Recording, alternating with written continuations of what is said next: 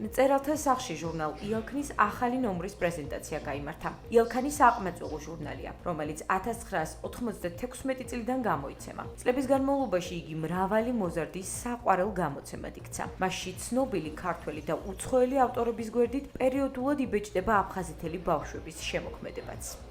ჟურნალი იალქანი უკვე 200 წლეულს წელიწადს ითვლის და ძალიან მნიშვნელოვანი პროექტია. მიხარია, რომ ჩვენ მხარს ვუჭერთ და დღესაც ვინარჩუნებთ ესეთ მნიშვნელოვან პროექტს, რადგანაც ეს ერთ-ერთი შეიძლება ითქვას საყმაწვილო ჟურნალია საქართველოში.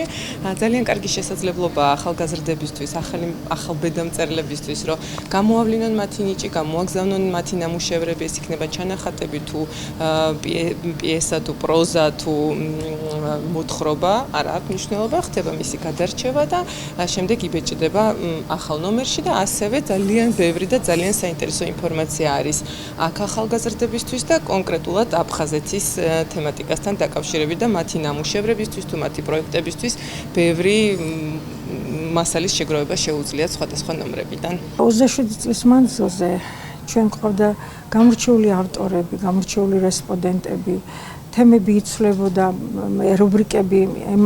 რუბრიკას ემატებოდა. ჩემთვის იალქანი ეს არის მუდმივად ჩართული დრო, რომელიც არ მასვენებს.